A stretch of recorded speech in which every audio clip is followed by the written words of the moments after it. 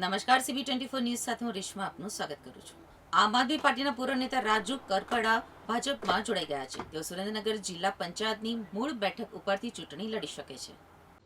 આમ આદમી પાર્ટીમાં વિસાવદરના ધારાસભ્ય ગોપાલ ઇટાલિયા સામે થયેલા વિવાદ બાદ રાજુ કરપડાએ પાર્ટીમાંથી રાજીનામું આપ્યું છે. ત્યારબાદ રાજુ કરપડાએ તુલસીશ્યામથી વિસાવદર સુધી કિસાન યાત્રા કરી હતી. હવે તેમણે કેસરિયા કર્યા છે.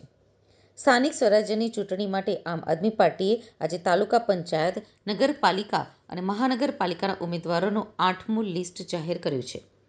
8મી યાદીમાં વિવિધ વિસ્તારો અને વિવિધ સમાજમાંથી યુવાનો, વડીલો અને બહેનોનો સમાવેશ કરાયો છે.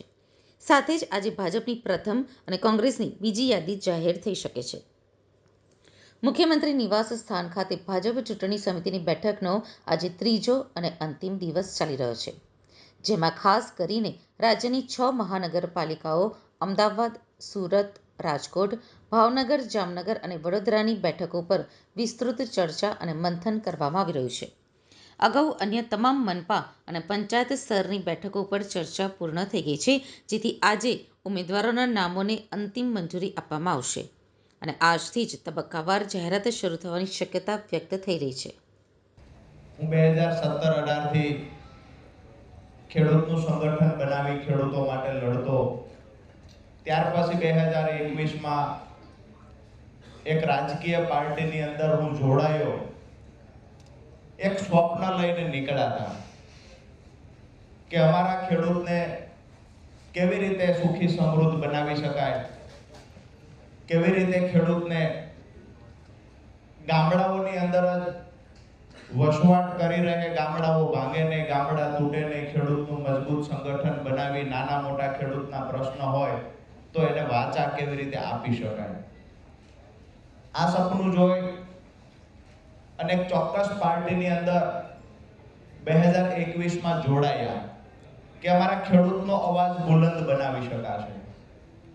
પરંતુ ખેડૂતોના મુદ્દે જ્યારે પણ લડાઈ લડવાની થઈ છે તો મજબૂતાઈથી ખેડૂતોનો અવાજ બની સૌરાષ્ટ્રના તમામ ગામડાઓની અંદર, તમામ તાલુકાઓની અંદર જ્યારે પણ કુદરતી આફત આવી હોય, અતિવૃષ્ટિ, અનાવૃષ્ટિ, તો તમામ મુદ્દે અવાજો ઉઠાવ્યા.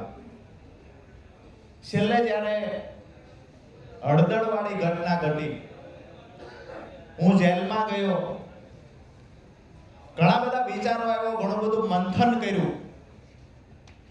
ત્યારે એક વાત ચોક્કસથી સમજાણી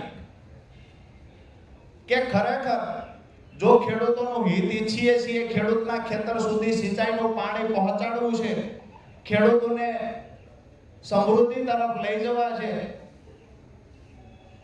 તો સત્તા પક્ષની સામે રહી માત્ર આંદોલનો કરી, જિંદાબાદ મુર્દાબાદના નારાઓ બોલાવી અને સતત સરકારનો વિરોધ કરીને ખેડૂતનું હિત નહીં કરી શકાય. ચોક્કસથી આપણો ચહેરો ચમકાવી શકાય. સરકારની સામે, સત્તાની સામે રોજે રોજ આંદોલનો કરી આપણો ચહેરો ચમકાવી શકાય, પણ જે લોકોની પીડા છે એ પીડાને કાયમી ધોરણે નિરાકરણ લાવવું હોય તો નિર્ણય સત્તામાં રહેલી પાર્ટીએ કરવાનો હોય છે. અને સત્તામાં રહેલી પાર્ટીને જ્યારે સામે બાયો ચડાવી, શિંગડા માંડી અને રજૂઆત કરવી અને ખેડૂતોનું હિત કરવા પ્રયત્ન કરતા હોય એવું દેખાડવું, એના કરતા મને એવું લાગ્યું ખેડૂતોનું જો હિત જ કરવું છે, દરેક ખેતર સુધી સિંચાઈનું પાણી પહોંચાડવું છે, તો ભારતીય જનતા પાર્ટીની સરકાર છે ને એની સાથે જોડાઈને મારા ખેડૂતોની સમૃદ્ધિ તરફ લઈ જઈએ. આવનાર દિવસોની અંદર જે લોકો પણ આજે જે પાર્ટીમાં હું હતો, આજે દુઃખ સાથે કહેવું પડે છે કે મેં 5 વર્ષ મફતમાં હાથીપણું કર્યું. અમારા ખેડૂતોની ભાષામાં કહીએ તો બદલામાં જે મળ્યું છે એ પણ ગુજરાતના ખેડૂતોએ જોયું છે.